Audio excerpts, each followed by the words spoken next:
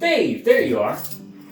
How'd that job earlier go? It was great. It went as smooth as butter. Really?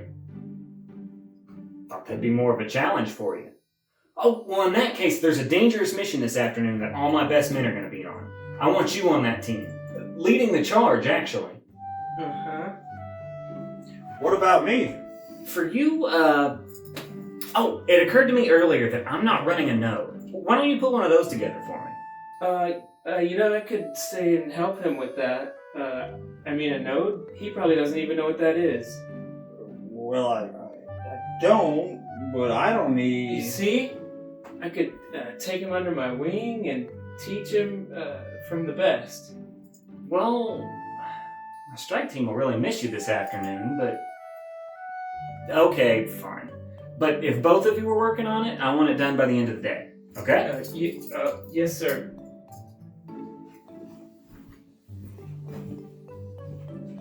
I don't need your help building a node. I know. See, you help me, and I'll help you. Cryptocurrencies are decentralized, peer-to-peer electronic cash systems. As such, they don't use traditional methods to disperse information about transactions. There's no central server handling requests for Bitcoin. Instead, that work is handled by nodes. Nodes make up the backbone of the network, from keeping track of all of the transactions in real time to handling requests for blockchain updates from wallet client software to receiving transactions from wallets and relaying it to miners and other nodes.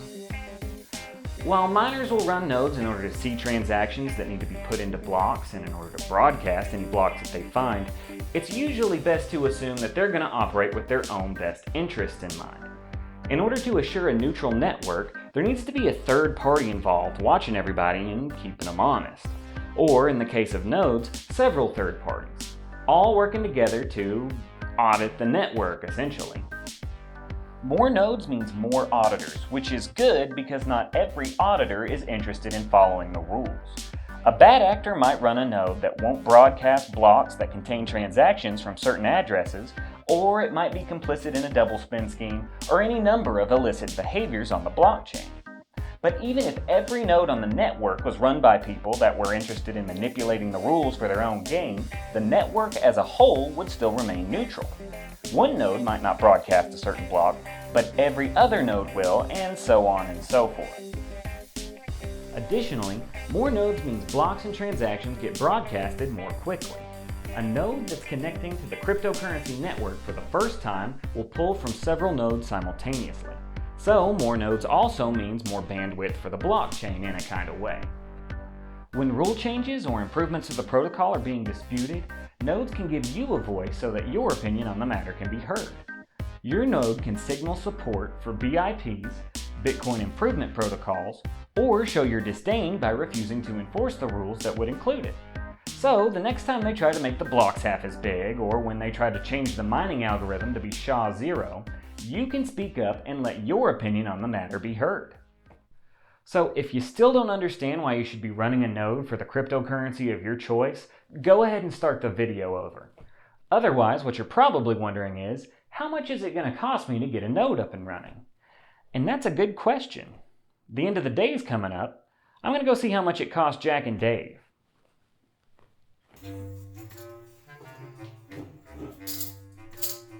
I can't believe. Hold still. These handcuffs are tougher than week-old biscuits in January. That's it! What's going on here? You see, there was a, We didn't get the node done. I can see that. So, what do we do? Well, normally you'd be fired, but my flamethrower's broken. So I'm gonna have to let you go instead. Meet me on the roof. Gonna be kind of hard to climb the stairs with these handcuffs. What if we fixed your flamethrower for you? Alright, fine. I'll get the node done myself. Just make sure the flamethrower's fixed by morning or I'll feed you two to the sharks. That was some quick thinking. So you know how to fix a flamethrower?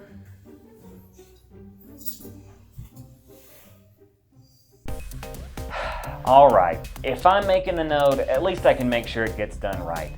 Any computer running the appropriate wallet software will function as a node.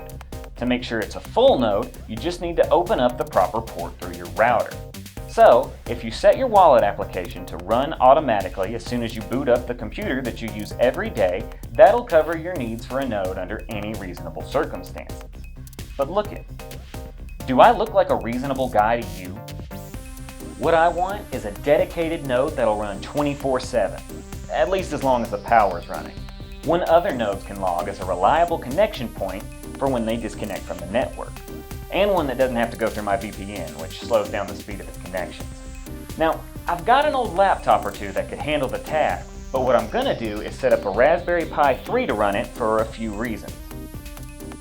Reason number one is the power supply right here.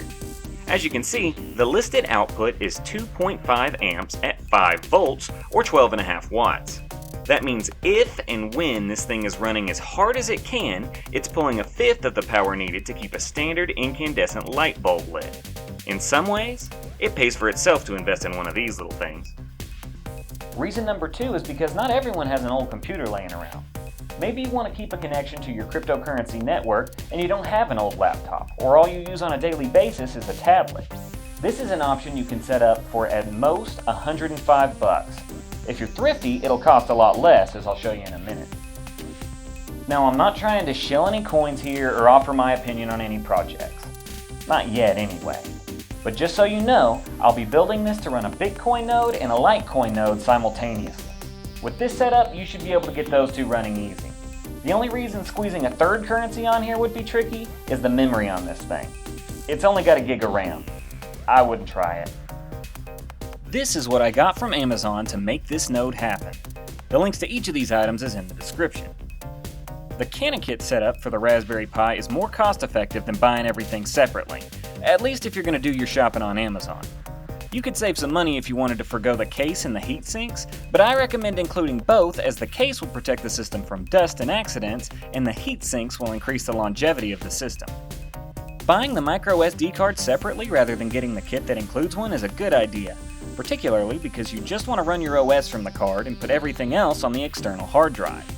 You can get a 16GB SD card for dirt cheap, and that's already way more storage space than you need. You'll need to get an external hard drive. This is where you stand to save the most money if you're thrifty. You'll notice I've got a terabyte hard drive. That's twice as much space as I need, way more than it makes sense to get. The thing is, this is the best value external hard drive they have on Amazon. A hard drive with half the capacity will save you $10. If you're in this far already, I'd much rather have the terabyte. If you want to shop around, maybe get something used or refurbished from somewhere else, you stand to save a ton of money on this project since that hard drive cost me as much as the last two items combined. I'm not too bothered by it though. It means this node will pretty much run as is until one of the components fails. One last thing you'll need to get is a USB hub that's powered externally. The Raspberry Pi's Ethernet ports can't supply the external hard drive with the power it needs to run. The cheapest all-in-one hub I could find on Amazon was $16. This is another component you might be able to find cheaper, but beware getting them too cheap. I saw one that sent power back through the USB port. Not good. Now, during the setup, we'll be using a computer, either a laptop or a desktop. This will make the setup easier, but the node can be assembled without this component. I'll explain how later. Okay, I've got all the parts here. Let's get started on setting this up. Let's start by downloading all of our software. You'll need the Etcher software from Balena, images of Raspbian, both with the desktop for PC and the Lite version,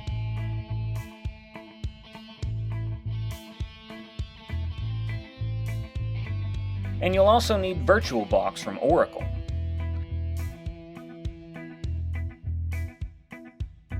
Later, you'll need the ARM Linux version of Bitcoin Core from the website, along with the ARM Linux version of whatever other wallet you'd like to install. But don't download those just yet.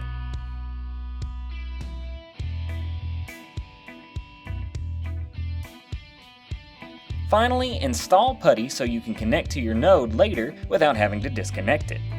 All of these downloads are free and completely safe as long as you get them from official websites. Some people might prefer to compile their clients on their own, which isn't much more difficult, but as long as you verify the software's signature, there really isn't any need. Once all of that's done, you'll need to install VirtualBox and run it. Go to Machine, click New, and make sure to set your machine as running a 32-bit Debian OS. You don't need more than a gig of memory, but I'm going to create a virtual hard disk that's the same size as our SD card, although you shouldn't need more than 6 gigs of space. Next, we'll go to Settings and add the image of Raspbian with the desktop to the VM as the boot device.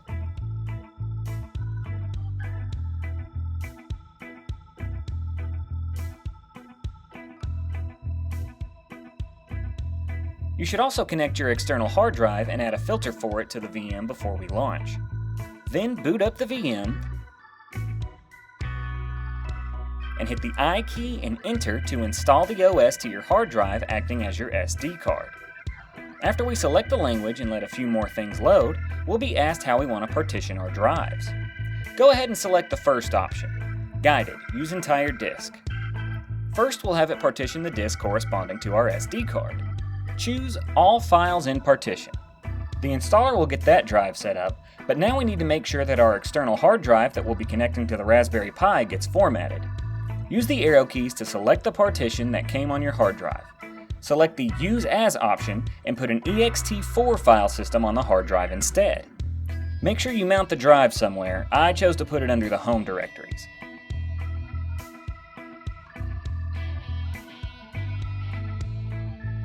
You can then select Done setting up the partition and write your changes to the disks.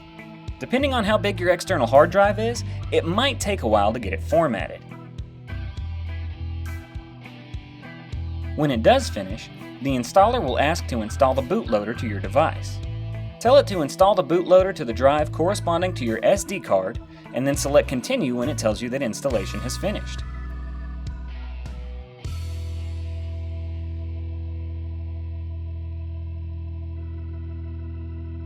It'll remove some of the packages it extracted during installation and then shut down.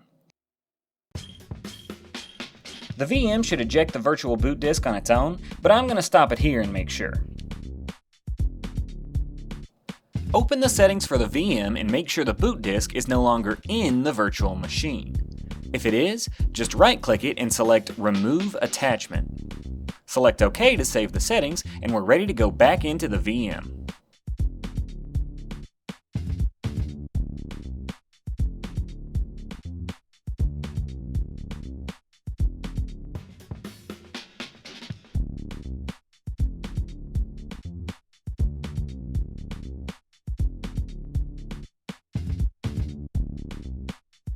Once it boots up, I like to enter my location settings just to make sure it's using the right keyboard, then skip the rest of the setup.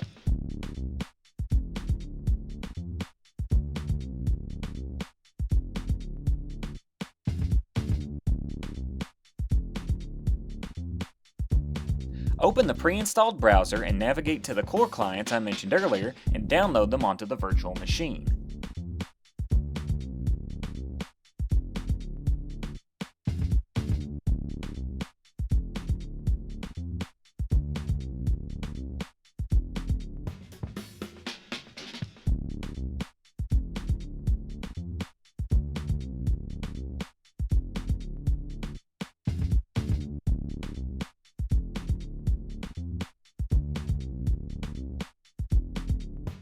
Double check to make sure they end up in the User Downloads folder on the external hard drive. If you'd rather compile the program yourself, it's a good idea to go ahead and get the resources you need onto a folder on the external hard drive now. More on that later. We can go ahead and extract the tarballs we just downloaded. One last thing while we still have a desktop is to make a few text files that will help us configure our Pi. Right-click the empty space in the folder, choose Create New, and Empty File. Title it Mount File. Open the file and copy the contents to look like this. You'll have to do some terminal commands to get the info for where it says My UUID. Just open the terminal and type lsblk. That'll list your partitions. Now type sudo blkid. Under the results for list block, we can see our partitions. The external hard drive's partition will be the biggest, probably SDB1.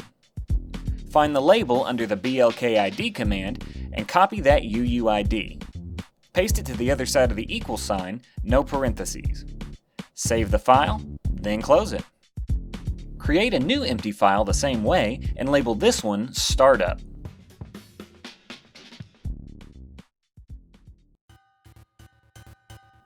Open this file and type @reboot Bitcoin D. Do the same for your other wallet software on the next line. Make sure you leave a blank line at the bottom.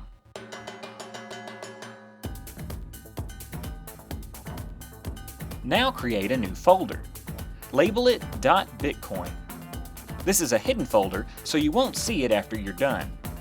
Right-click and select Show Hidden to reveal it. Now go into the folder and create a new file called bitcoin.conf.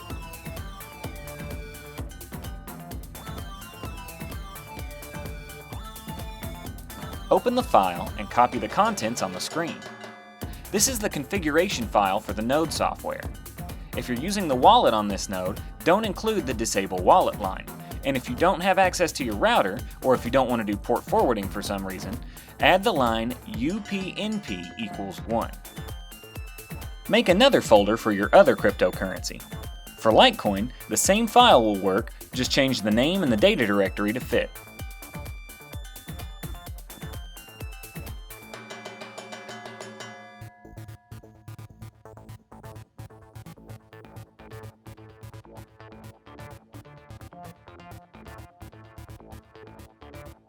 While we still have the GUI, delete the tarball files we downloaded. To save us some typing later, we're going to move everything to the highest directory on the hard drive. Right-click on the Downloads folder and select Open in Terminal. In the terminal, type sudo mv */home. This will move everything except the hidden folders to our home directory.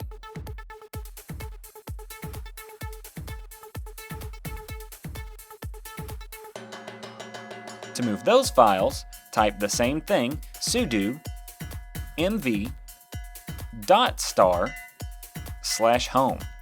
We are now done with the VM. You can feel free to uninstall it and remove all the files for it at this point. Keep in mind for this part, you'll need to have a USB keyboard, an HDMI cable, and an HDMI monitor to get everything set up. Once everything's configured, you won't need them again, so if you don't have this stuff, try to borrow it from a friend or another device. Connect the monitor and keyboard to the Pi. Insert your micro SD card, and if you're using a wired connection for internet access, connect that too. Last, connect your power and turn the Pi on. A bunch of text should scroll across the screen, then it'll ask you to log in. Your login is Pi, and your password is Raspberry. Make sure you know how to spell raspberry before you try to log in. Next, configure your device by typing sudo raspi-config. Change your login password. If you're using Wi-Fi, set that up, and enable the SSH server. Now go down and choose Finish.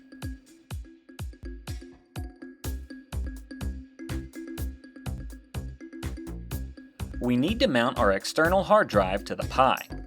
First, we make a directory to install it to. Type mkdir hdd. This makes our hard drive directory. Then we type lsblk again to see what our hard drive is labeled as now that it's on the new system. Mine is SDB1 here, but yours will probably be SDA1. Take note of what it is and type sudo mount /dev/sdb1 hdd, making sure you use the appropriate label. We need to make sure that your external hard drive is always read by the Pi. Type sudo vi/etc/fstab and hit enter. This will open up one of the most notoriously frustrating text editors ever created. Don't worry though, we made a file earlier that made this easy. Just type $$R space /home/pi/hdd/mount file. Hit Enter and you'll see the line from Mount File pop up at the bottom of the document. Now type :WQ and hit Enter again. You're done. If anything goes wrong while you're in VI, hit Escape and then type :Q! And hit Enter. That will close the editor without saving your changes. You can enter the editor again and start over. That very well may have been the worst part. We're in the home stretch now. Go into the external hard drive by typing CD HDD. We're going to move those hidden folders from earlier to the home directory. Type sudo cp-r.bitcoin.litecoin ... Now we just need to install our wallet clients. Type cd bitcoin-0.17.1 or your version number /bin. Use ls to see the compiled programs that you can run from your terminal. Type cp bitcoin-d bitcoin-cli /user/bin. This installs the programs. CD into your other currency's bin folder and do the same thing.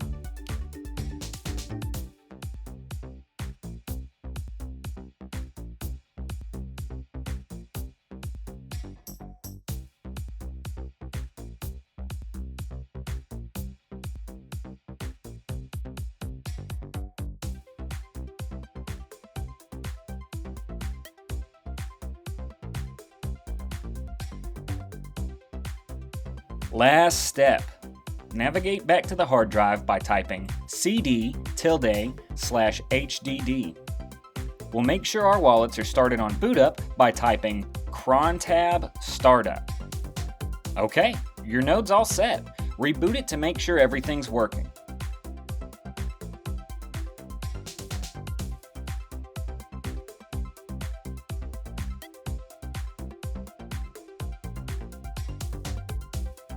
You can check to make sure your wallets have started by typing top and looking for Bitcoin D in your other wallet's process.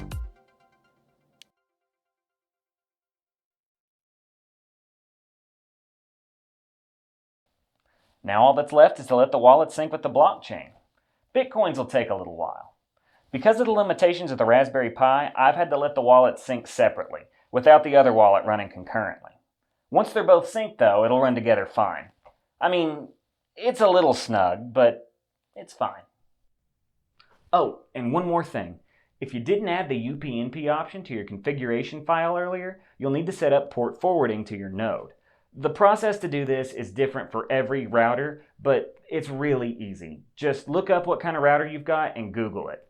While you're in your router, it's a good idea to find out what your IP address for your node is so that you can SSH into it with PuTTY without having to dig it out and plug it back in again. Well, it's certainly been a long day at the office here. If you found this informative, leave a like. If you want to see what I'm getting up to next time, go ahead and subscribe.